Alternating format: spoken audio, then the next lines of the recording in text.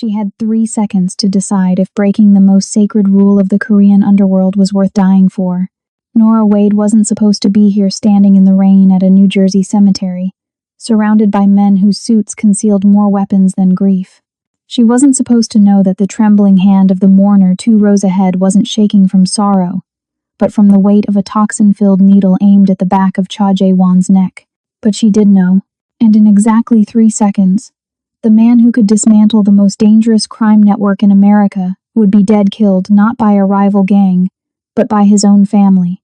If you're already wondering how this ends, smash that subscribe button now, because what happens next breaks every rule you thought you knew about Mafia romance. The rain fell harder, drumming against black umbrellas like a countdown. Nora's pulse hammered in her ears as she watched the assassin's hand slide into his coat. She'd spent 6 months tracking the shadow organization known as the White Lotus, piecing together breadcrumbs of corruption that led her here to this exact moment, this exact funeral, this exact execution. The young Mafia boss stood at the head of his father's casket, his face a mask of controlled grief. Tall, sharp-featured, with ink-black hair slicked back from a face that belonged on magazine covers rather than most wanted lists. Cha Jae-won, 28 years old, Harvard-educated, ruthless, and completely unaware that the needle meant for his spine was already in motion. Nora had 2 choices. Let the underworld's best chance at reformation die, or commit the ultimate act of disrespect in Korean funeral tradition and mark herself for death. She chose chaos. Nora lunged forward, shoving through the wall of mourners. Gasps erupted. Hands reached to stop her, but she was already moving, already committed. She didn't reach for the assassin. She reached for Jae-won, her hand fisted in the front of his black suit as she yanked him toward her. His eyes dark, dangerous, startled, locked on hers for a fraction of a heartbeat. Then she crashed her mouth against his. The world exploded into shocked silence. To everyone watching, it was blasphemy. An American woman kissing a Mafia boss over his father's casket, violating every sacred protocol the syndicate held dear. But Nora felt the exact moment Jae-won's body shifted 3 inches to the left, felt the subtle hiss of air as the needle drove deep into mahogany wood instead of flesh. She'd just saved his life. She'd also just signed her own death warrant. When she pulled back, Jae-won's expression was unreadable, but his hand had already moved to the gun beneath his jacket. Around them, his guards materialized like shadows, weapons trained on her head.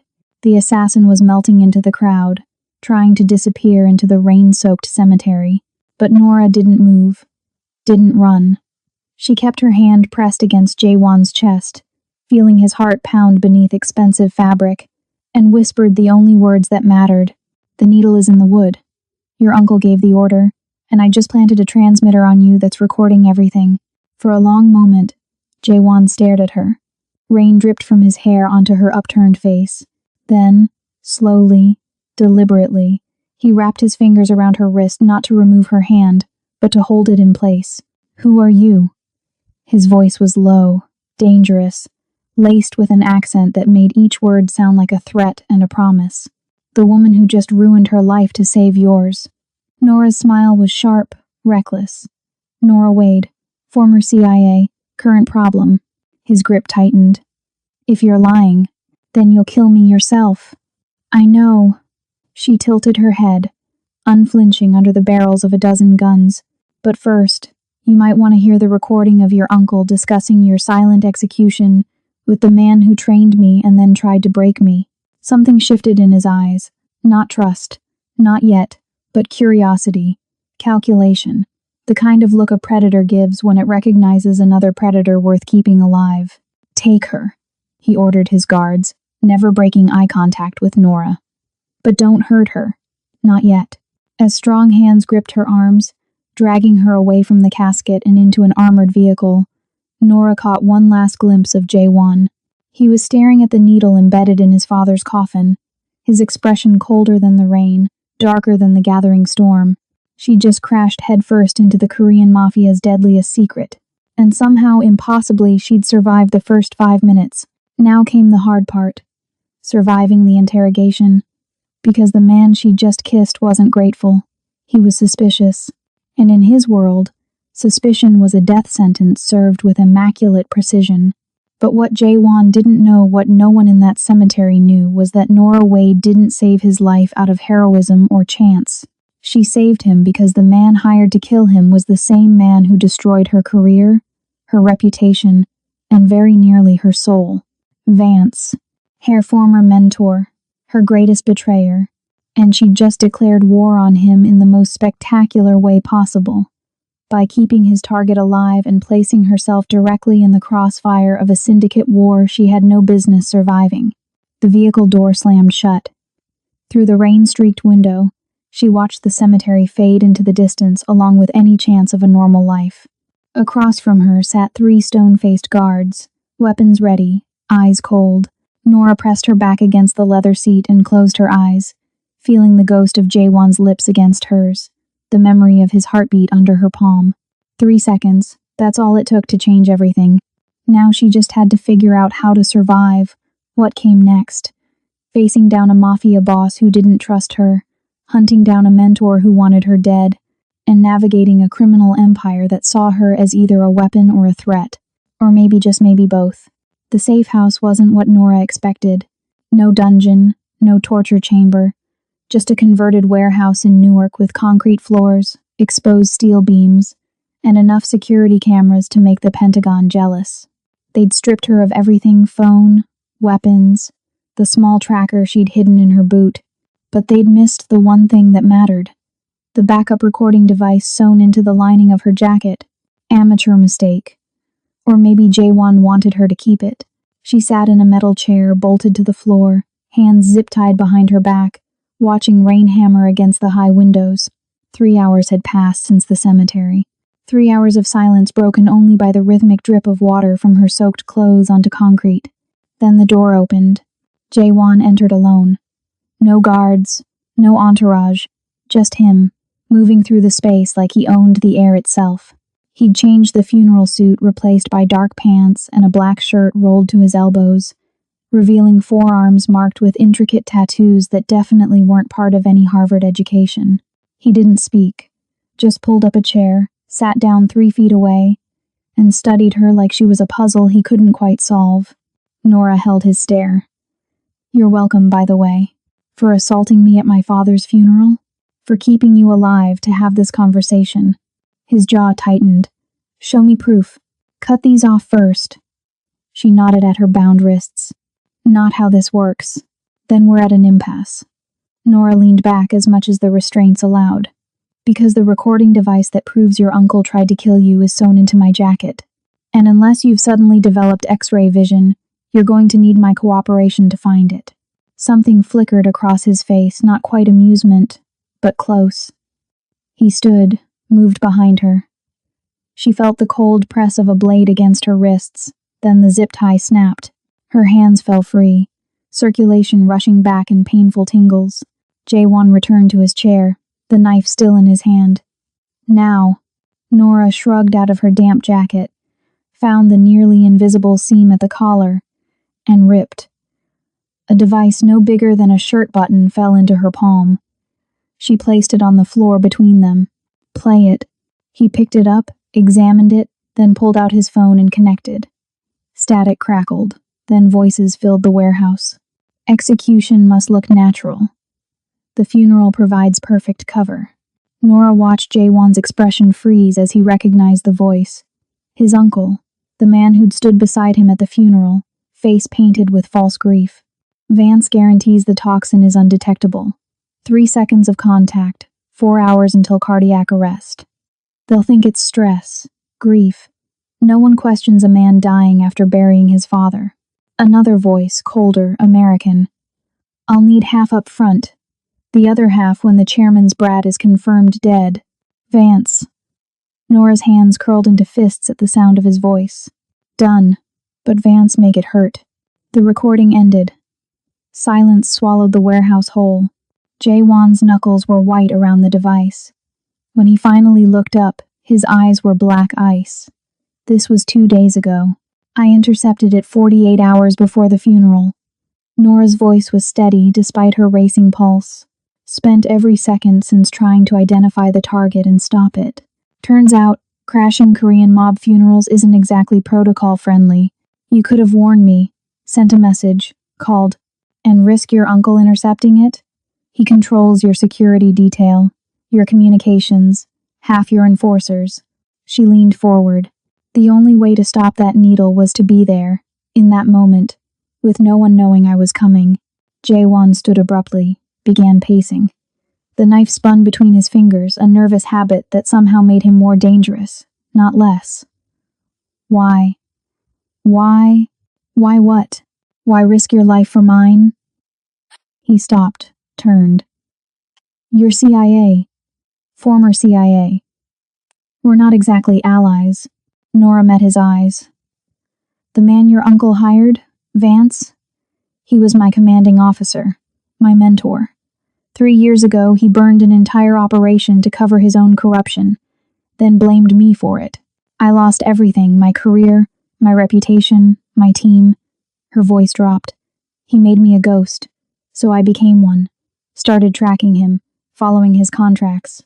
And when I discovered he'd been hired to kill you, I saw an opportunity. Revenge. Justice. She stood, closing the distance between them. Your uncle isn't working alone. He's connected to something bigger, the White Lotus. They're dismantling syndicate leadership across 3 states, consolidating power.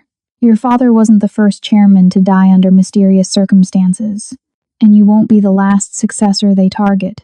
Jae-won's expression shifted from cold fury to calculated interest.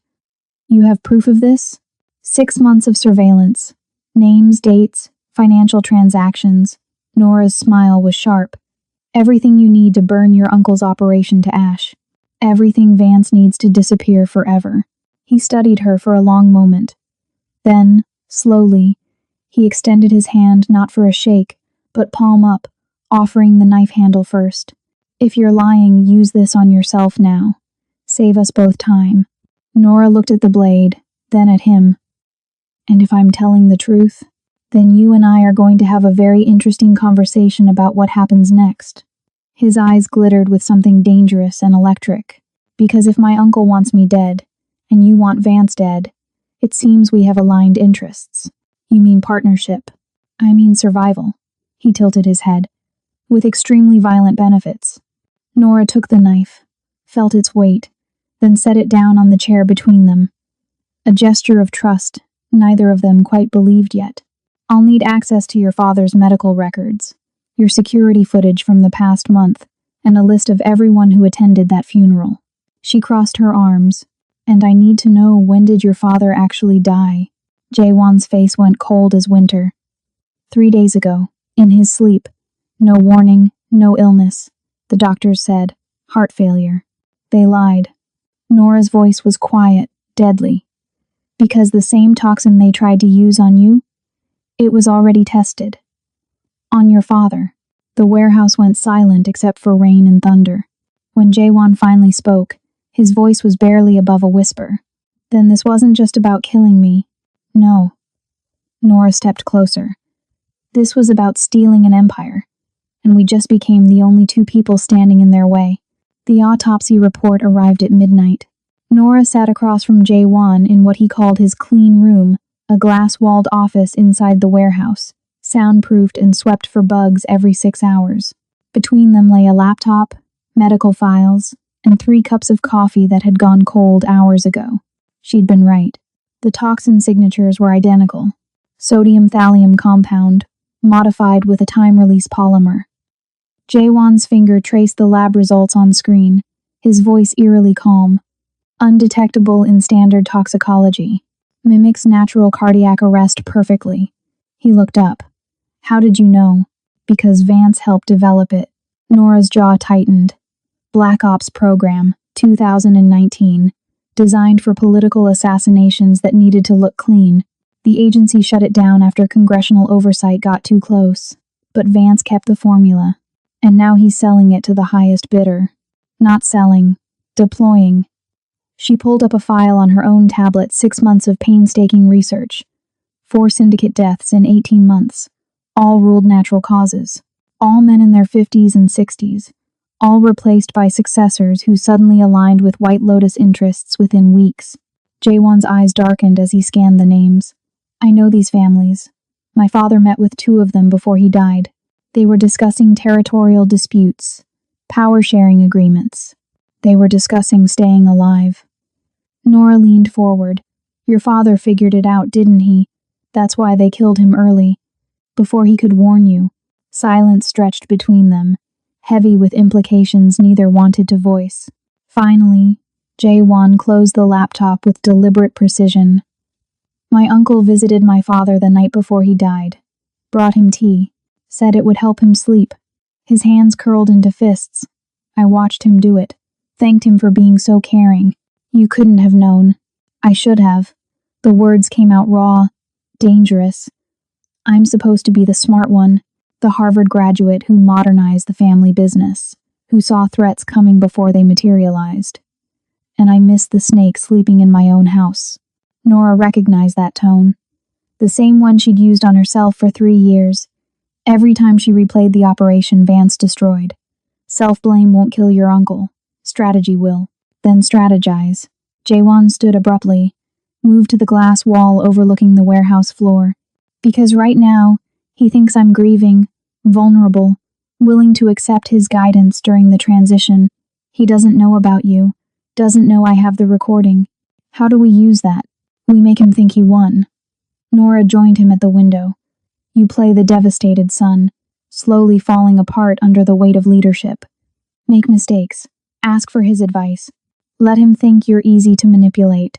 While you do what? Get close to Vance. The words tasted like ash. He doesn't know I'm in New Jersey. Thinks I'm still chasing ghosts in Seattle.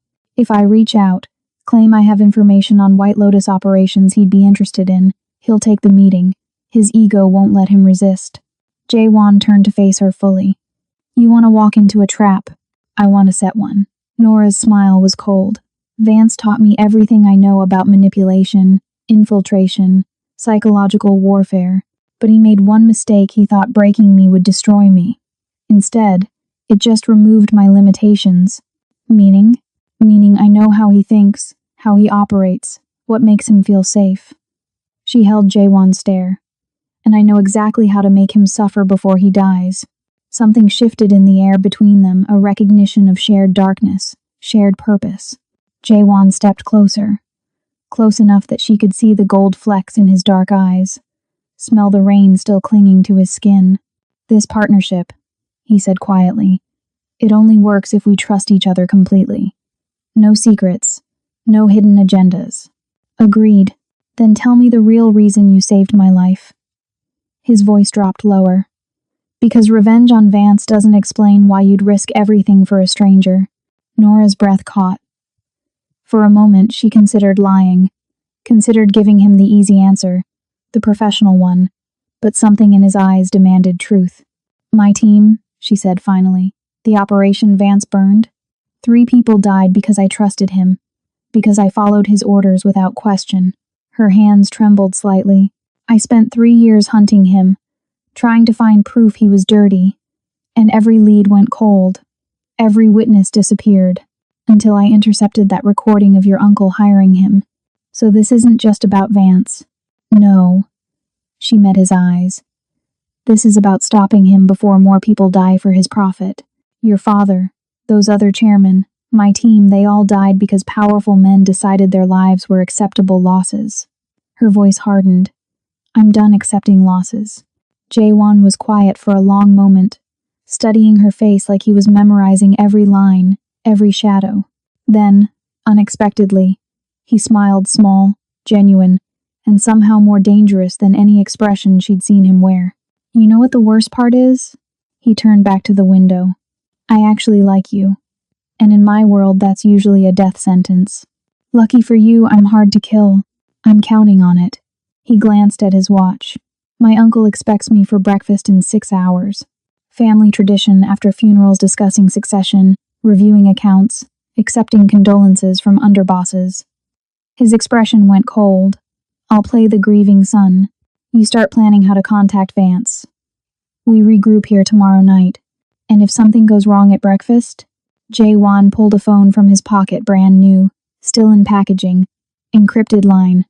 Only you and I have the number. If I text the word protocol, it means I'm compromised. Get out of New Jersey and don't look back. Nora took the phone, their fingers brushing. I don't abandon partners. Even ones you've known for less than 12 hours? Especially those. She pocketed the device.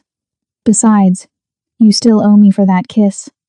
Saving your life twice in one day seems excessive. His laugh was unexpected, brief, but real. Twice. The kiss saved you from the needle. The recording saved you from shooting the wrong person and starting a war you couldn't win. Nora headed for the door. You're welcome. Again. Nora. She paused, looked back. Jae-won's expression was unreadable, but his voice carried weight.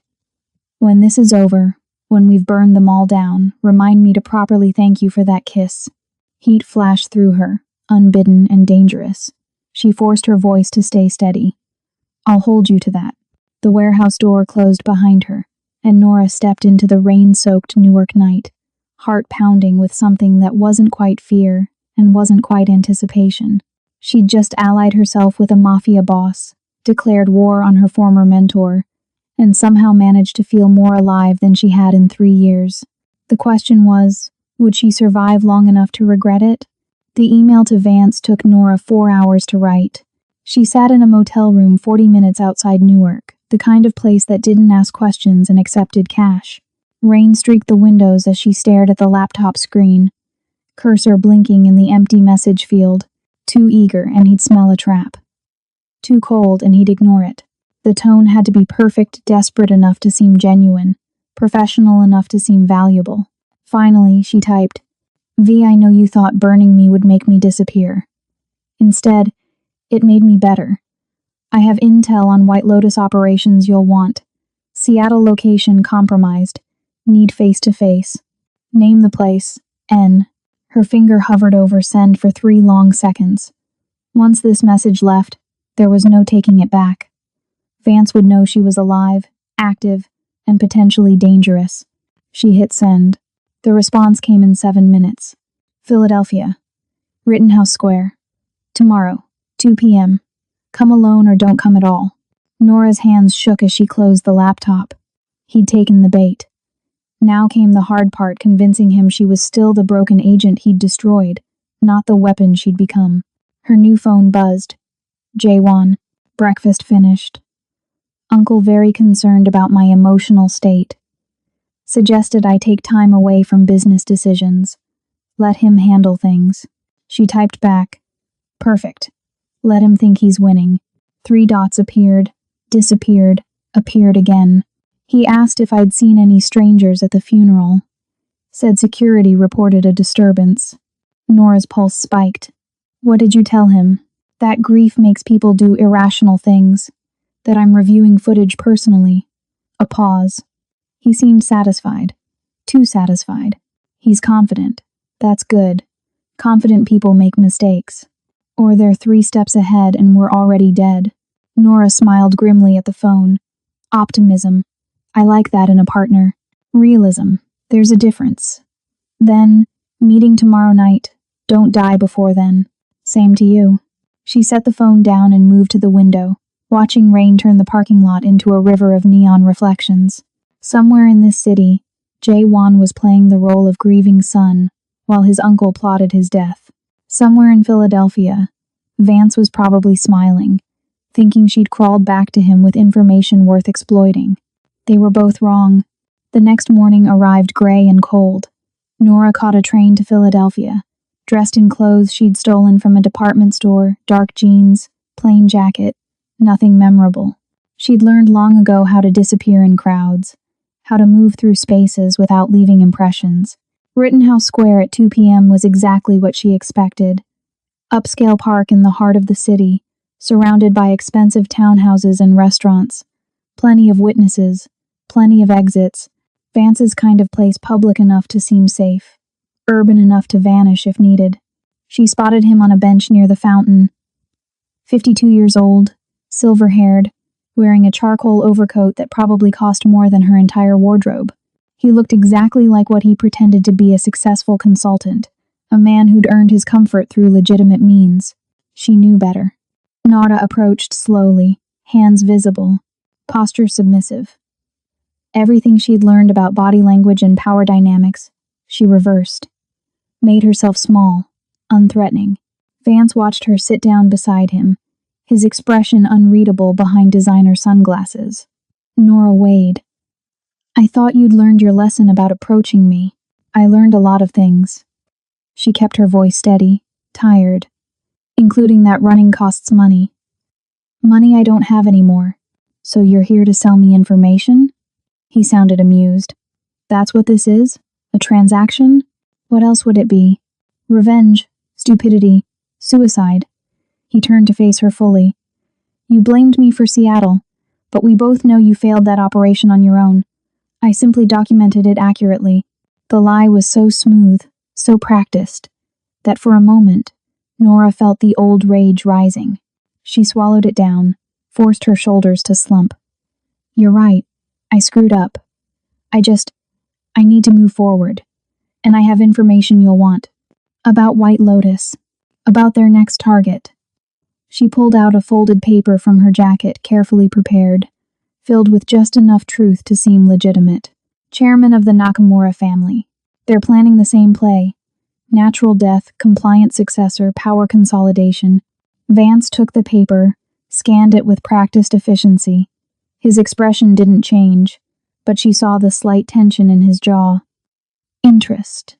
Where did you get this? Intercepted communications. Been tracking them for months. She leaned closer, voice dropping. I know you're working with them. I know about the toxin. I know about the contract killings disguised as heart attacks. His hand shot out faster than she expected, gripping her wrist hard enough to bruise. Careful, Nora. Accusations like that could get you hurt. I'm not accusing. I'm offering. She met his eyes, let him see desperation she didn't feel. You're connected to something big, something profitable, and I want in. I'm good at this work, you know I am. You trained me. I trained someone with principles. His grip tightened. You saying those are gone now? 3 years of living in motels and stealing food tends to adjust one's perspective. She pulled her wrist free. I don't care about right and wrong anymore. I care about survival. So either cut me in, or I take this information to someone who will. Vance studied her for a long, uncomfortable moment. Then he smiled the same smile he'd given her right before destroying her career. You've changed. You made sure of that. Maybe I did. He stood, buttoning his coat. There's a job. Tomorrow night. Nothing complicated. Just surveillance on a potential problem. If you handle it professionally, we'll discuss longer-term arrangements. Where? Newark. I'll send you the address. He started to walk away, then paused. And Nora, if this is a setup, if you're wearing a wire or working with the feds, understand that you won't just disappear. Everyone you've ever cared about will disappear with you. I don't have anyone left to care about. The truth in those words surprised her. You made sure of that too. He nodded, satisfied, and walked away into the afternoon crowd. Nora sat alone on the bench, hands trembling now that he was gone. She'd done it. Convinced him she was broken, desperate, useful. Tomorrow night she'd get the address, walk into whatever surveillance job he'd assigned, and find out exactly how White Lotus operated from the inside. Her phone buzzed. J1. Status? Hook set. Meeting him tomorrow night for a job. Newark. That's my territory. I know. She typed faster. Whatever he has me watching, it's connected to you. Has to be. A longer pause this time. Then we'll be ready. Together. Nora pocketed the phone and stood, melting back into the city crowd. Tomorrow night would either confirm their theory about White Lotus's operation or get them both killed. She was betting on the former, but increasingly, she realized, betting with Jaewon beside her felt less like gambling and more like something she couldn't quite name yet. Something dangerous and electric and terrifyingly close to trust. The address Vance sent was a restaurant in Newark's Ironbound district. Portuguese place. Family-owned. The kind with checkered tablecloths and faded photos on the walls. Nora arrived an hour early, scoped the exits, identified the security cameras. Standard surveillance protocol, except nothing about this felt standard. Her phone buzzed with Vance's instructions. Second floor, corner table. Subject arrives at 8 p.m. Photograph him with whoever he meets. Note everything said. Do not intervene. She texted back. Understood. Then immediately sent a message to J. Juan. Portuguese restaurant, Ironbound. Second floor, you're the target. His response was instant. I know. My uncle scheduled dinner there tonight. Said he wanted to introduce me to a business associate. Nora's blood went cold. It's a test. Vance is checking if I'll report on you. Or he's using you to confirm I'll be there. Could be setting up another attempt. Then cancel. No. She could almost see his expression through the text. If I cancel, Uncle gets suspicious. We lose our advantage. If you go, you could die. Not if you're watching my back. Nora stared at the message, her mind racing through scenarios. Everyone ended badly, but backing out now meant losing Vance's trust, losing access to White Lotus operations. They'd spent 3 days building this play. Abandoning it wasn't an option. Fine, but we do this smart. I'll be armed. You bring backup. Already planned. 2 of my most trusted men, stationed outside. They don't know about you. Keep it that way. She pocketed the phone and climbed the narrow stairs to the second floor. The dining area was smaller than below 6 tables, soft lighting, a window overlooking the street. She chose the corner table, Vance specified, ordered coffee, and waited. At exactly 8 p.m., J. Juan arrived. He moved through the restaurant like he owned it, which in this neighborhood he probably did. Dark suit, no tie, hair slightly disheveled like he'd been running his hands through it, playing the part of the overwhelmed heir perfectly. Behind him came his uncle. Nora's hand tightened on her coffee cup. She'd seen photos in the surveillance files, but seeing him in person was different.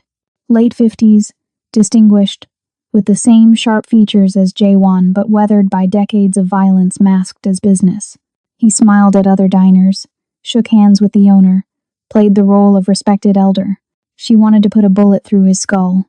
Instead, she raised her phone, snapped a photo as instructed, and watched them sit 3 tables away, close enough to hear fragments of conversation, close enough to see J. Juan's micro-expressions as his father's killer offered sympathy and guidance. You're handling the transition well, the uncle said, voice carrying in the quiet restaurant. Your father would be proud. I'm trying. J. Juan's voice was perfectly calibrated, grateful, uncertain. But there's so much I don't understand yet. The alliances, the arrangements he made. That's why I'm here. To help you navigate these waters until you're ready. Nora's phone buzzed. Text from Vance. The third man. Focus on him. She looked up sharply. Third man? There were only... The door opened. Nora's breath stopped. The man who entered was Asian, mid-40s, wearing an expensive suit that screamed corporate lawyer or high-level executive. He carried himself with quiet confidence, nodded to J. Juan's uncle like they were old friends, and sat down at their table without invitation. But it wasn't his appearance that made Nora's blood freeze. It was the tattoo barely visible at his collar, a white lotus blossom. She snapped 3 photos, hands steady despite her racing pulse, and sent them to Vance as instructed. Then she sent them to her own encrypted backup with a single message to J. Juan. Third man at your table. White lotus tattoo. This is bigger than we thought. Under the table, she felt J. Juan's phone vibrate. Watched him glance at it casually, expression never changing, but his hand, resting on the table, curled into a fist so tight his knuckles went white.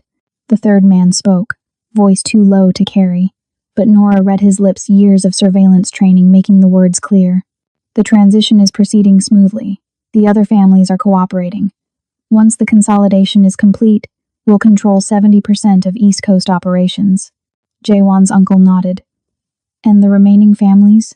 Being handled. The man's smile was cold. Same protocol as before. Natural causes, compliant successors. No messy wars. What about my nephew? The uncle's voice carried false concern. He's more resilient than his father. Smarter. Then we'll need to be smarter still.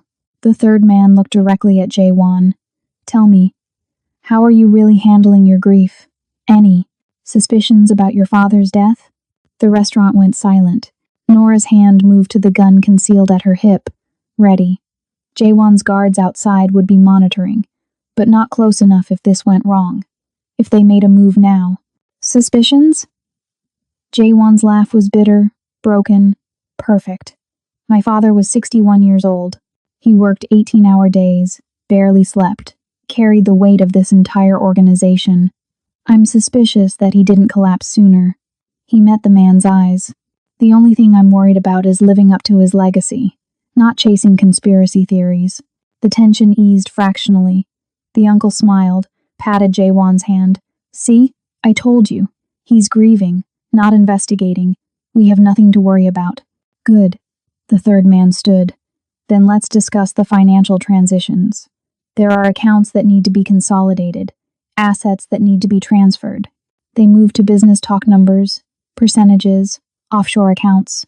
Nora photographed everything, recorded what she could, and fought the urge to intervene. Every word confirmed their theory. White Lotus wasn't just killing syndicate leaders, they were staging a complete takeover, using family members to legitimize the power grab, and Jaewon's uncle was the architect. Her phone buzzed. Vance, good work. Leave now, don't be seen. She wanted to refuse. Wanted to stay, make sure Jaewon made it out alive. But leaving was part of the play. Trust the plan, trust the partner. Nora stood, dropped cash on the table, and walked out without looking back. Outside, the night air hit her like a slap. She moved quickly, turned the corner, and finally allowed herself to check her phone. Message from Jaewon. Sent 2 minutes ago. Did you see his face? The third man? Yes. Why? Because I've seen him before. A pause that felt like an eternity. He was at my father's hospital room, the night before he died. Said he was a doctor checking vitals. Nora stopped walking. The pieces clicked together with horrifying clarity. He administered the poison personally, and my uncle watched him do it. She leaned against a brick wall, mind racing. This wasn't just about succession anymore. This was about Jaewon's uncle murdering his own brother, using White Lotus resources, and now sitting across from the man who'd actually killed him while discussing business over Portuguese food. Her phone rang. Vance. She answered. I got the photos. I know. You did well. His voice was pleased, almost paternal. The subject is exactly who we thought. He's meeting with White Lotus leadership to finalize the Newark territory transfer. Who is he? Need to know basis, Nora. But you've proven yourself useful. There's another job, bigger this time, tomorrow. I'm listening. Not over the phone. Meet me at the Warehouse District, Pier 47, 10 p.m. He paused. And Nora? Bring that edge I saw today. You're going to need it. The line went dead. Nora stared at her phone. Then at the restaurant where Jaewon was still trapped at a table with his father's killers, performing the role of his life. Tomorrow night, she'd walk into Vance's trap at Pier 47. But tonight, she had to make sure Jaewon survived long enough to see tomorrow. She pulled up his number, typed, "Get out as soon as you can. We need to talk. Now." The response came fast. "Can't. Uncle insists on driving me home. Wants to discuss the meeting. That's not safe. Nothing about this is safe. Then, but I'll call you when I'm clear. Promise." Nora watched the restaurant entrance, waiting. 20 minutes later, Jaewon emerged with his uncle, both men laughing like they hadn't just discussed empire building over a corpse's legacy. She watched them drive away into Newark's neon-lit streets, and felt something she hadn't allowed herself to feel in 3 years. Fear, not for herself. For him, Jaewon didn't call. Nora paced her motel room for 2 hours, phone clutched in her hand, every worst-case scenario playing through her mind. Car accident staged, poisoning during the drive, a bullet to the back of the head in some abandoned lot. At midnight, she was reaching for her backup gun when the phone finally rang. "Where are you?" Her voice came out sharper than intended. "Safe house. Alone." Jaewon sounded exhausted. "Uncle wanted to come inside, have tea, discuss succession protocols. I told him I needed sleep. He looked disappointed. Disappointed that he couldn't poison your tea, you mean? Probably. A long exhale. That doctor, the third man, his name is Dr. Sung. Uncle said he's a family friend helping with the medical examiner's office, making sure father's autopsy didn't raise unnecessary questions. Nora's stomach twisted. He's their cleaner, handles the evidence after the kills, which means he knows about the toxin, the delivery method, everything. Jaewon's voice hardened, and he's walking around free because my uncle is protecting him. Not for much longer. She sat on the edge of the bed. Vance wants to meet tomorrow night. Pier 47, Warehouse District, says there's a bigger job. He's escalating your involvement. Testing how far you'll go. Or setting up an execution. Nora rubbed her eyes. Either way, I have to show up. It's our only way deeper into White Lotus operations. Silence stretched between them. Then, I'm coming with you. Absolutely not. Nora, if Vance sees you anywhere near that pier, we're both dead. He thinks I'm alone, desperate, no backup. The second he suspects I'm working with you, this entire operation collapses. Then I'll stay hidden. Distant surveillance. His tone left no room for argument. You're walking into a potential ambush. I'm not letting you do that without eyes on the situation. Something warm and dangerous flickered in her chest. You barely know me. I know you saved my life twice. I know you're hunting the same people I am. And I know... He stopped, seemed to reconsider his words. I know that if something happens to you, I lose my only real ally in this war. Practical. Always. But his voice carried something else. Something neither of them was ready to name. Fine. Distant surveillance only. If things go wrong, you extract and burn everything. Don't try to save me. We'll see about that. She heard him moving, rustling papers.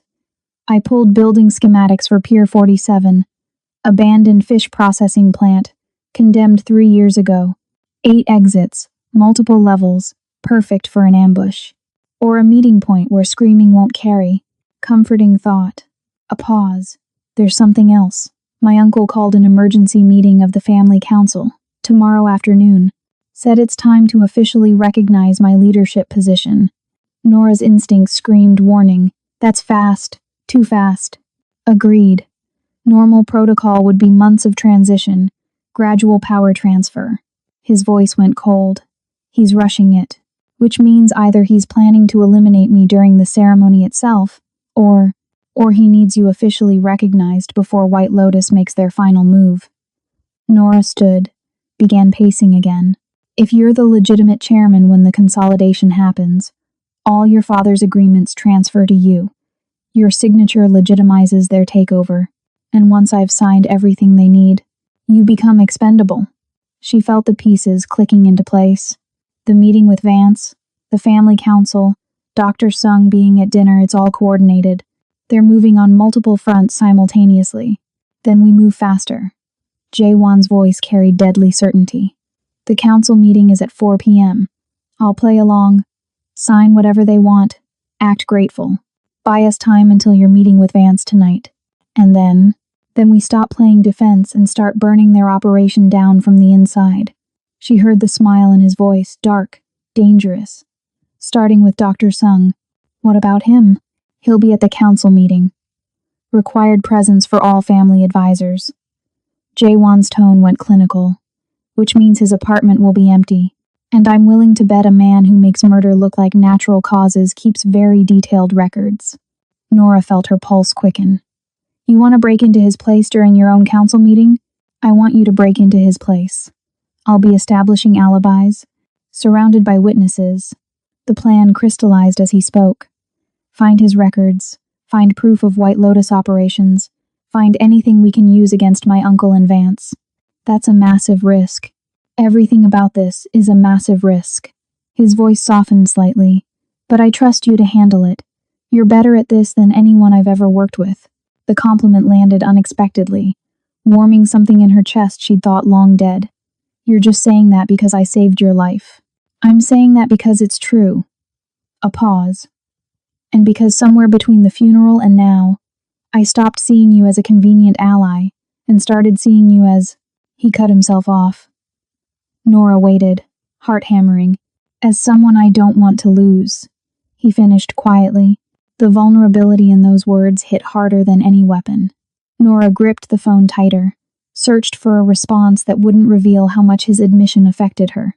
Don't get sentimental on me, Cha. We've got work to do. His laugh was soft, genuine. Yes, ma'am. Send me Dr. Sung's address when you have it. I'll forward his schedule. And Jaewon? She hesitated. At that council meeting, watch what you eat. Watch what you touch. Trust no one. I stopped trusting people the day my father died. A beat. Except you. For some reason, I trust you completely. The line went dead before she could respond. Nora sat in the darkness of her motel room, phone still pressed to her ear, feeling the weight of his trust settle over her like armor and vulnerability combined. Tomorrow, she'd break into a killer's apartment while Jaewon signed away his empire. Tomorrow night, she'd walk into Vance's trap at Pier 47, not knowing if she'd walk back out. But for the first time in 3 years, she wasn't facing it alone. Her phone buzzed with an incoming file. Dr. Sung's address, his schedule, building access codes that Jaewon must have pulled from syndicate security databases. Everything she needed to infiltrate his life. She studied the information, mind already mapping entry points and extraction routes. The apartment was in a secure high-rise downtown, cameras, doormen, keycard access, difficult but not impossible. Another message from Jaewon. His building uses facial recognition, sending you a bypass code now. And Nora? Yes? Come back alive. I'm getting used to having you around. She smiled despite everything, despite the danger, despite knowing that getting used to Jaewon was probably the most dangerous thing she could do. Same to you. Don't sign anything that ends with, and my entire fortune to my beloved uncle. Noted. Nora set the phone down and began preparing for tomorrow. Weapons check, equipment inventory, mental rehearsal of every possible scenario. The work was familiar, comforting even. What wasn't familiar was the way her chest tightened when she thought about Jaewon walking into that council meeting. The way her hands shook slightly when she imagined something going wrong. She'd spent 3 years teaching herself not to care, not to attach, not to trust. And somehow, in less than 4 days, Cha Jaewon had undone all of it. Outside her window, Newark's lights blurred through rain-streaked glass. Somewhere in this city, Vance was planning her test for tomorrow night. Somewhere else, Jaewon's uncle was perfecting his betrayal. And caught between them were 2 people who decided that revenge and survival were worth risking everything, including the one thing neither of them could afford to lose: each other. Dr. Sung's apartment was on the 23rd floor of a glass tower that reflected Newark's skyline like a mirror. Nora entered the building at 3:30 p.m., dressed in a borrowed medical uniform with a visitor's badge she'd forged in 20 minutes. The doorman barely glanced up. The elevator ride felt eternal. Her phone showed Jaewon's location, the syndicate's main office across town, where the council meeting had just begun.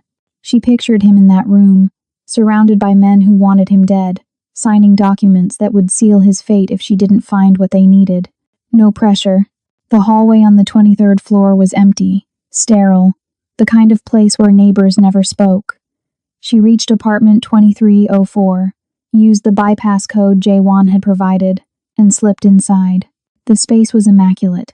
Modern furniture, medical journals stacked precisely on the coffee table, everything arranged with the same cold efficiency Dr. Sung had displayed at the restaurant.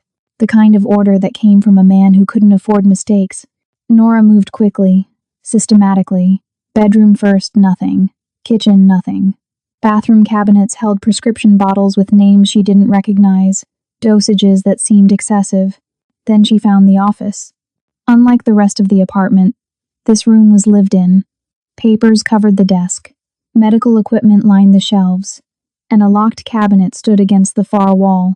She pulled out her lockpicks, worked the mechanism, and felt the satisfying click of success. Inside were files. Dozens of them. She pulled the first one, flipped it open, and felt her blood run cold. Chairman Cha, complete medical history, date of death, toxin dosage, time of administration, every detail documented with clinical precision. There were others. The syndicate leaders, she'd researched all of them. Their deaths meticulously recorded like lab experiments. Success rates, complications, refinements to the formula. Dr. Sung wasn't just a cleaner. He was White Lotus's chief medical architect, the man who'd perfected murder disguised as natural death. Nora photographed everything, hands steady despite her racing pulse, page after page of evidence that would destroy the entire operation if they played it right. Then she found the active files. 3 folders marked with red tabs. She opened the first. Subject, Chahaiwan. Method, accelerated protocol. Timeline, 72 hours post-council confirmation. Administration point, family dinner, January 11th. 3 days. They were giving Jae-won 3 days after today's council meeting before they killed him. The second file made her stomach drop. Subject, Wade, Nora. Method, immediate termination. Timeline, following Pier 47 operation. Note, Vance confirms subject has outlived usefulness. Disposal recommended. Her hands shook as she photographed the page. Vance had been planning to kill her all along. Tonight's meeting wasn't a test, it was an execution. The third file was thinner. A single page with a list of names she didn't recognize, locations marked in red. But at the bottom, in Dr. Sung's precise handwriting, Phase 3, complete East Coast consolidation. Eliminate all remaining non-compliant family leadership. Timeline, 30 days. They weren't just taking over the Cha Syndicate. They were planning to eliminate every independent crime family on the East Coast within a month. Nora's phone buzzed. Message from Jae-won. Council meeting extended. Uncle wants me to review financial transfers with his advisors. Something feels wrong. She typed quickly. Get out. Now. I found the files. They're moving up your timeline. Can't leave without raising suspicion. What did you find? They plan to kill you in 3 days. Family dinner, January 11th. Same method as your father. A long pause. Then, so we have 3 days to destroy them. We have less than that. Vance plans to kill me tonight at Pier 47. Another pause. Longer this time. When his response came, it carried weight that transcended text. Then we changed the plan. Don't go to that meeting. If I don't show, Vance goes underground. We lose our only connection to White Lotus leadership. If you do show, you die. Not if I'm smarter than he thinks I am. Nora stared at the files spread across Dr. Sung's desk, mind racing. I have an idea, but I need you to trust me completely. I already do. What do you need? Your best sniper. Someone you'd trust with your life. Done. What else? Access to your uncle's private line. I'm going to make a call he can't ignore. She could almost feel Jae-won's hesitation through the phone. What she was suggesting went beyond dangerous. It was suicide if even one element failed. Nora, whatever you're planning, will work. Because unlike Vance, I learned from my mistakes. She began packing the files back into the cabinet, erasing evidence of her presence. 3 years ago, I trusted the wrong person, and people died. I won't make that mistake again. You're trusting me. You're different. How? She paused in the doorway, looked back at the office where Dr. Sung had catalogued death like it was science. Because you could have let me take the fall at that funeral. Could have shot me, blamed me, moved on, but you didn't. You chose partnership over easy answers. And you chose to save a stranger's life over staying invisible. Maybe we're both idiots. Or maybe we're exactly what each other needs. His message carried something raw, unguarded. Be careful tonight. Please. You too. That dinner on the 11th won't happen, because we're ending this before then. She heard determination in his words, felt it mirror her own. Tonight, we stop running their game and start playing ours. Nora left the apartment exactly as she'd found it, took the elevator down, and walked out into the late afternoon sun. Somewhere above, Dr. Sung's files waited like loaded guns. Somewhere across town, Jae-won was signing documents that made him a target. And tonight, at Pier 47, she'd walk into Vance's trap with her eyes wide open. But this time, she wouldn't be the prey. Her phone rang. Unknown number. She answered. Yes? Miss Wade. Dr. Sung's voice was calm, clinical, terrifying. Did you find what you were looking for in my apartment? Nora's blood froze. I don't know what you're talking about. Of course you don't. Just as I don't know how my building's security system recorded you entering my floor at 3:37 p.m. He paused. I'm a thorough man, Miss Wade. I have cameras in places the building doesn't know about. Then you saw me leave empty-handed. I saw you photograph my files. His voice hardened. Which means you now have information that makes you extremely dangerous. To me, to White Lotus, to everyone involved in our operations. If you're calling to threaten me, I'm calling to offer you a choice. He cut her off smoothly. Tonight, at Pier 47, Vance plans to kill you. But he doesn't know I know about your apartment visit, which means I could warn him you're compromised. Or what? Or I could stay silent. Let you walk into that meeting with information I can use against Vance myself. She heard the smile in his voice. You see, Miss Wade, I'm not loyal to anyone except the highest bidder. And right now you have leverage I find interesting. You want to switch sides. I want to survive. White Lotus is consolidating power too quickly, eliminating everyone who knows too much. Eventually, that will include me. His voice dropped. So yes, I'm proposing a trade. Your silence about my files in exchange for intelligence that will keep you alive tonight. Nora's mind raced through possibilities, angles, traps within traps. I'm listening. Pier 47 isn't a meeting. It's an execution chamber. Vance has 4 men positioned throughout the building, each with instructions to eliminate you the moment you arrive. He never planned to recruit you, he planned to remove a loose end. Why tell me this? Because if you survive tonight, you'll be in a position to eliminate Vance, which removes him from the equation and makes my own survival more likely. He paused, and because Cha Jae-won's uncle is planning something catastrophic for that family dinner on the 11th, something that will eliminate not just Jae-won, but everyone loyal to him, an explosion disguised as a gas leak. Nora's chest tightened. You're telling me they plan to kill an entire room of people? 23 people, to be precise. Every underboss, every advisor, every family member who might challenge the uncle's claim to leadership. His voice was matter of fact, like he was discussing weather. It's efficient, brutal, and scheduled to happen in exactly 3 days. What do you want in return for this information? Safe passage out of the country, new identity, and $10 million from Cha Jae-won's accounts. He named his price without hesitation. Help me disappear, and I'll give you everything you need to destroy White Lotus and Vance. That's a lot to ask for information I can't verify.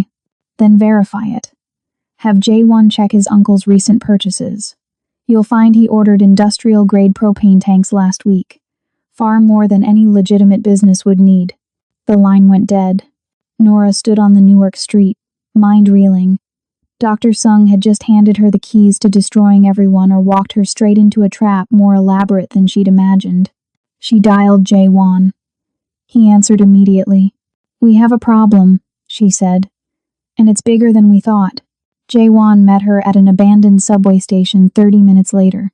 He came alone, despite her protests, descending the graffiti-covered stairs into the underground platform like he was walking into a boardroom. Even in the dim emergency lighting, he looked sharp, controlled except for his eyes. Those betrayed the fury simmering beneath the surface. Propane tanks? His voice echoed off concrete walls. You're certain? Dr. Sung was very specific. Nora handed him her phone, showing the photographs she'd taken of the files. 23 people. 3 days. He's planning to eliminate everyone loyal to you in one move. Jae-won scrolled through the images, his jaw tightening with each swipe. When he reached the file marked with his name, his hand stilled. 72 hours. They documented my death like a grocery list. They documented all of them. She moved closer, lowered her voice. Your father, the other chairman, you, everyone is just data to them. Success rates and dosage adjustments. And Dr. Sung wants to sell us this information for 10 million and an escape route, which could be legitimate, or could be the most elaborate setup we've walked into yet.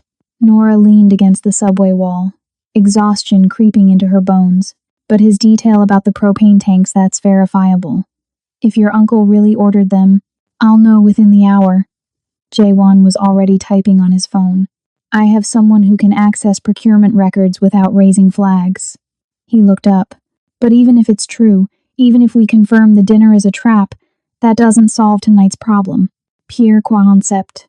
Where Vance has 4 men waiting to kill you the moment you arrive. His expression darkened. You're not going. I have to. No, you don't. He stepped closer. Close enough that she could see the gold flecks in his eyes. Smell the faint scent of rain still clinging to his suit. We have the files now. We have evidence. We can take this to... To who? Nora cut him off. Your uncle controls the police in this territory. White Lotus has federal contacts that killed my entire career over a phone call. The evidence means nothing if we don't have leverage to use it. Then we use Dr. Sung. Dr. Sung is a wild card who might be playing both sides. She held his stare. The only way to guarantee we survive this is to eliminate Vance tonight. On our terms. Before he knows we're coming. 4 armed men, Nora. In a building designed for ambush.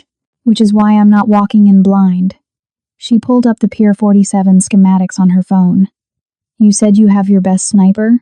Lee. Former military. Never missed a shot in 12 years. Position him here. She pointed to a warehouse across from Pier 47. Clear sightlines to the main entrance and the east loading dock. 2 exits covered. That leaves 6 more, which is where your ground team comes in. I need 4 more people trustworthy, silent, lethal. They create a perimeter.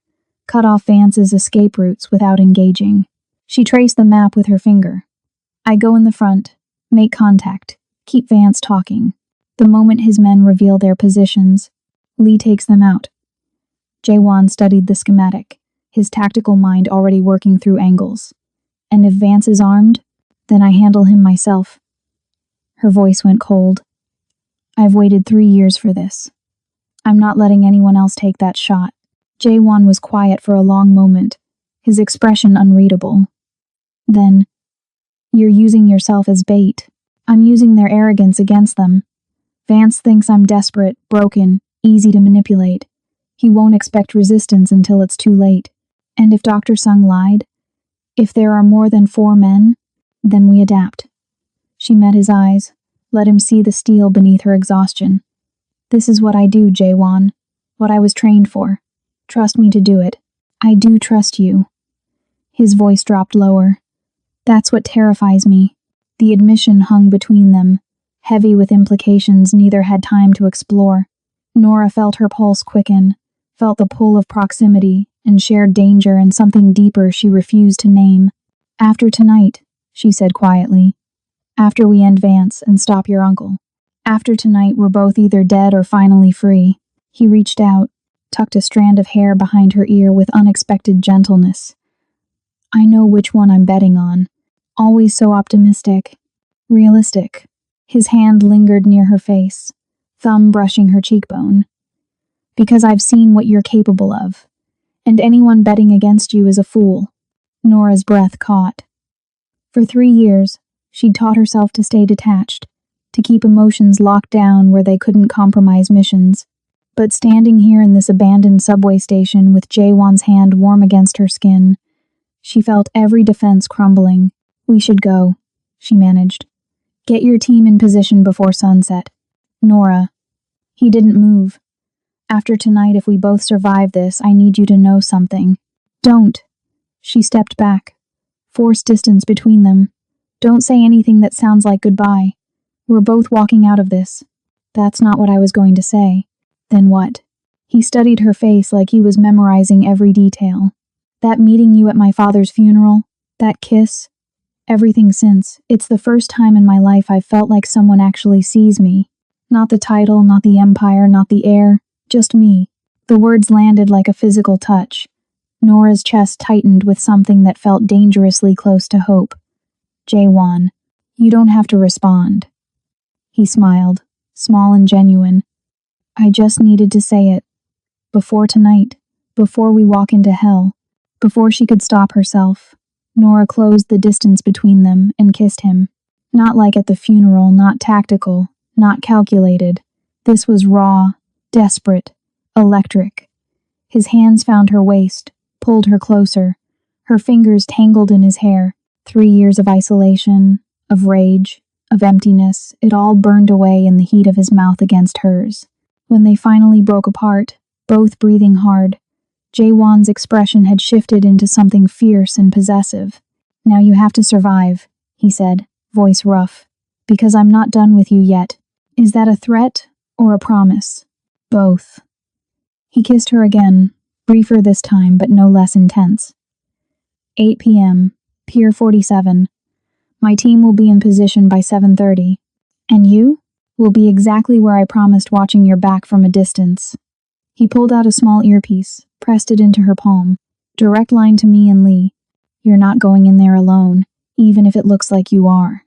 Nora closed her fingers around the device, felt its weight like a lifeline. If this goes wrong, it won't. But if it does, then we go down fighting. Jaewon cupped her face with both hands, forced her to meet his eyes. Together, no matter what.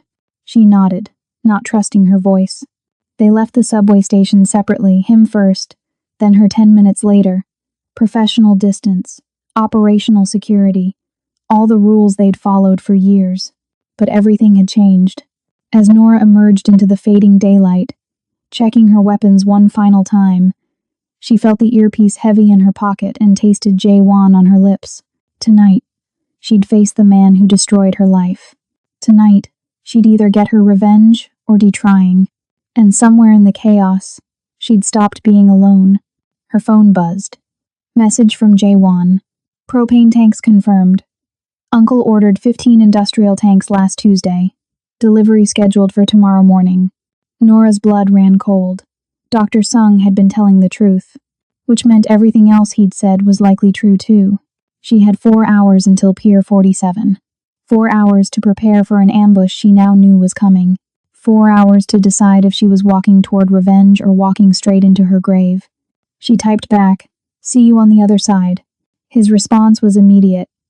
"Count on it." Pier 47 looked exactly like a place where people went to die. The old fish processing plant loomed against the twilight sky, its broken windows reflecting the last traces of sunset like wounds. Rusted metal, crumbling concrete, the smell of salt water and decay. Perfect for an execution. Nora arrived at 7:50 p.m., 10 minutes early. The earpiece sat snug in her ear canal, invisible. Her gun rested against her spine, concealed under her jacket. She dressed simply: dark jeans, boots, nothing that would restrict movement. In position. Lee's voice crackled through the earpiece, calm and professional. 4 heat signatures inside the building. 1 main floor, 3 on the second level. Confirmed. Jaewon's voice followed. Vance is the ground floor signature. He's waiting for you by the east entrance. Nora took a steadying breath. Anyone else approaching? Perimeter is clear. You're good to move. She crossed the cracked parking lot, boots crunching on broken glass. The east entrance gaped open like a mouth no door, just darkness beyond the threshold. She paused just outside, letting her eyes adjust. Nora. Vance's voice drifted from inside. Punctual as always. Come in. She stepped into the building. The main floor was a gutted shell processing equipment stripped years ago, leaving only rust stains on concrete. Emergency lighting flickered from a generator somewhere, casting everything in sickly yellow. Vance stood 50 feet away, hands in his coat pockets, looking relaxed. Too relaxed. Hell of a place for a job interview, Nora said, moving closer but maintaining distance. I prefer privacy for sensitive discussions. He smiled. Did you get the surveillance photos from the restaurant? Sent them yesterday, as requested. Yes, you did. Vance pulled out his phone, showed her the images she'd taken of Jaewon, his uncle, Dr. Sung. Very thorough work. You captured everything I needed. So what's the job? Direct. I always appreciated that about you. He pocketed the phone. The job is simple elimination. A target who knows too much, who's become a liability to our operations. Who's the target? You are. Nora didn't move, didn't flinch, just stood there as if she'd expected it all along. Figured as much. Vance's smile widened. No surprise? No fear? You've changed, Nora. You changed me. She kept her voice steady. 3 years ago, you taught me that trust was weakness, that survival meant staying 3 steps ahead. So yes, I knew this was a setup, just like I know you have 3 men positioned upstairs, waiting for your signal. 4 men, actually. He pulled his hand from his pocket, not holding a gun, but a remote detonator. And they're not waiting for a signal. They're waiting for this. Nora's pulse spiked. That's not a weapon, that's explosives. C4, to be precise, wired throughout the building's support columns. His expression went cold. You see, White Lotus doesn't leave witnesses. And you, my dear former protege, have become entirely too knowledgeable about operations you should never have discovered. Lee. Jaewon's voice cut through the earpiece. Urgent. Multiple hostiles approaching from the north. 8. Maybe 10 vehicles. This is bigger than we thought. Nora's mind raced. Vance wasn't just eliminating her, he was eliminating everyone connected to this operation. The men upstairs, the perimeter, witnesses who could link him to White Lotus. You're going to blow the entire building, she said quietly. With everyone inside? Yes. Vance checked his watch, including some very inconvenient associates who think they're coming here for a planning meeting. They'll arrive in about 3 minutes. And then, he held up the detonator. Problem solved. You're killing your own people. I'm eliminating loose ends. He stepped closer. That's what professionals do. You should have learned that by now. I did learn. Nora's hand moved slowly toward her spine. I learned that people like you always make one critical mistake. And what's that? You assume everyone else is as expendable as you are. She drew and fired in one fluid motion. The shot took Vance in the shoulder, spinning him backward. The detonator flew from his hand, skittered across concrete. Nora was already moving, diving for it as gunfire erupted from the 2nd floor. Lee, light them up, Jaewon's voice commanded. The windows above exploded. Glass rained down as Lee's rifle found targets.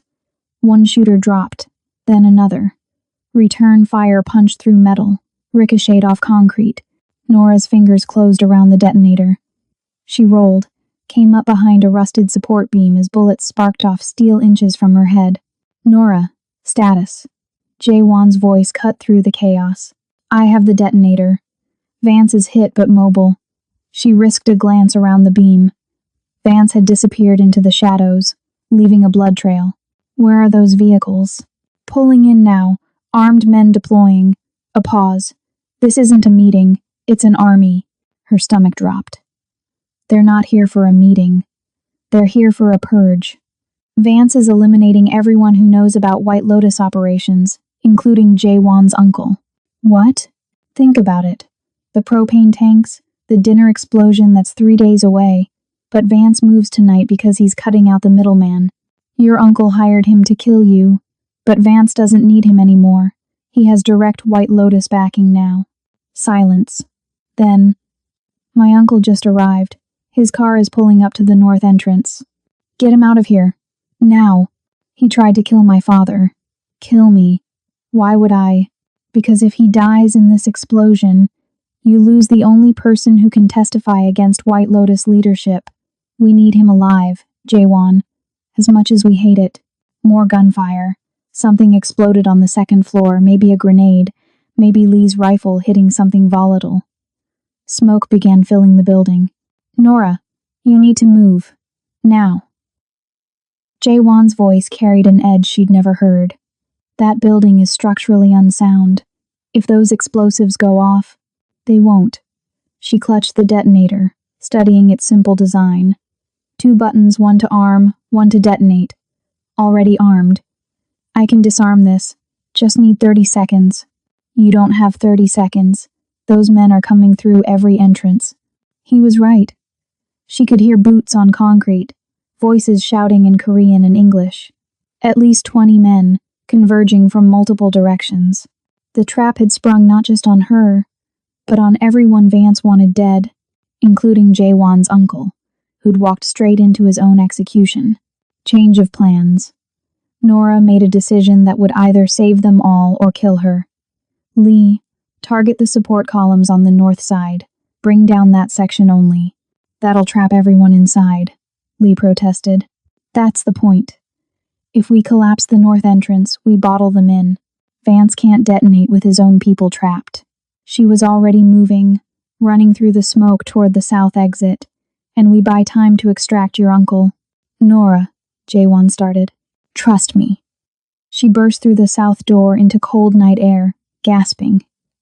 Behind her, Lee's rifle cracked 3 times in rapid succession.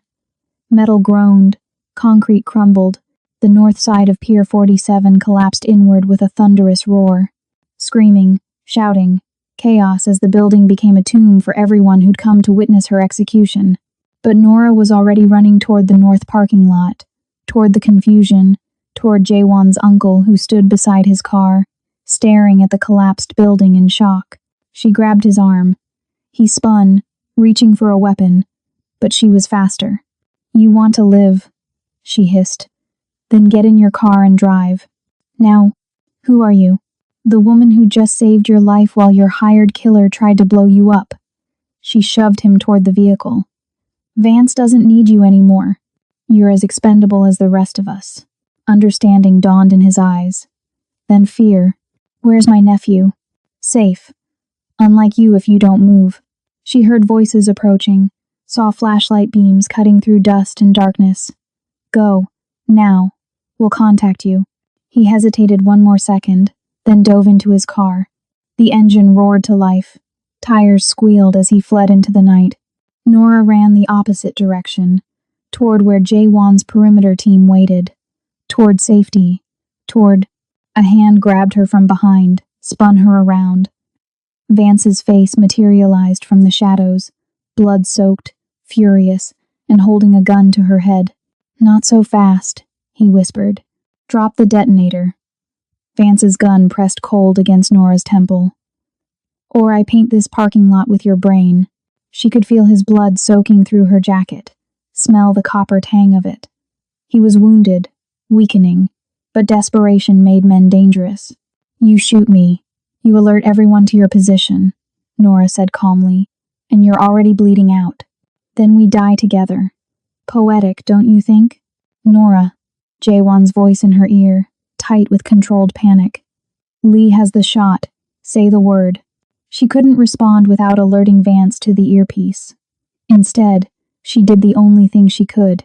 She tilted her head slightly left, exposing Vance's position. The rifle crack split the night. Vance's grip went slack. The gun clattered to asphalt.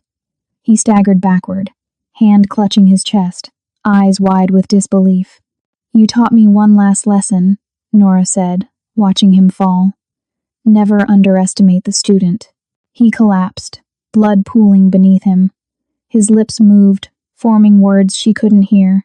Then nothing. 3 years. 3 years of hunting, planning, surviving, and it ended in a parking lot with a single shot. Nora dropped to her knees, the detonator still clutched in her hand, adrenaline draining away and leaving only exhaustion. Nora. Jaewon appeared from the darkness, running toward her. He skidded to a stop, pulled her up, checked her for injuries with frantic hands. Are you hurt? No. Her voice cracked. It's over. Vance is dead. He pulled her against his chest, held her like she might disappear. She felt his heart hammering, felt his breath against her hair, and finally let herself break. 3 years of rage and pain and isolation poured out in silent shaking. You're safe, he whispered. I've got you. Behind them, sirens wailed. Flashing lights approached from multiple directions. White Lotus operatives were trapped in the collapsed building or fleeing into the night. The operation had imploded spectacularly. Your uncle? Nora managed. Gone. But we have his car on camera, his testimony waiting. Jaewon pulled back, cupped her face. Dr. Sung sent files to 3 separate news outlets an hour ago. Insurance policy, he said. Everything about White Lotus, the syndicate murders, all of it. It's over. Just like that. Just like that. He smiled, exhausted but genuine. We burned it all down. Nora looked at the detonator in her hand, then at Vance's body, then at the man who'd become her partner in the span of 4 impossible days. What happens now? Now? Jaewon's expression shifted into something she'd never seen before. Hope. Now we rebuild. My father's syndicate becomes legitimate, like he always wanted. Your name gets cleared with the files we have. And he hesitated. We figure out what this is between us. In the middle of everything else? Especially in the middle of everything else. He kissed her, soft and certain. You saved my life twice, destroyed my enemies, and somehow made me believe in partnership again. I'm not letting you walk away. Who said I was walking anywhere? Then stay. His voice dropped. Help me build something worth protecting. Something that honors what we've both lost. Nora looked at him, this mafia boss who'd become her ally, her partner, possibly more. Then she looked at the detonator, symbol of everything she'd fought against. She threw it into the harbor. Okay, she said simply. Let's build. 3 months later, Cha Jae-won stood before a congressional hearing, testifying against White Lotus operations with Nora Wade beside him, no longer a ghost, but an official consultant for organized crime reform. His uncle had turned state's evidence, was serving 15 years in protective custody. Dr. Sung had disappeared with his 10 million, leaving behind enough evidence to dismantle 3 criminal organizations, and every night, Jae-won came home to the woman who'd crashed his father's funeral and changed everything. They'd broken protocol, broken rules, broken every expectation of how their story should have ended. But somehow, they'd found something neither expected, a second chance at life, built on ashes and trust, and one reckless kiss that started it all. As they left the hearing room that final day, Nora took his hand. No regrets? Jae-won smiled. Only that I didn't meet you sooner. You weren't ready for me sooner. Fair point. He pulled her close, kissed her in front of cameras and reporters and the whole world. Ready now, though. Good, Nora whispered against his lips. Because I'm not done with you yet either. They walked out together into a future neither could have imagined, 2 people who'd learned that sometimes the most dangerous thing you can do is trust someone completely. And sometimes, that's exactly what saves you. The greatest act of rebellion is choosing to build, instead of destroy, even when destruction feels like justice. If this story took you on a journey from that funeral kiss to this moment of redemption, don't keep it to yourself. Hit that like button, share this with someone who needs to believe in second chances, and drop a comment telling me which moment had your heart racing the fastest. Your support means everything, and I can't wait to bring you the next story. Until then, stay dangerous, stay hopeful, and remember, sometimes the most powerful weapon is knowing when to trust. See you in the next one.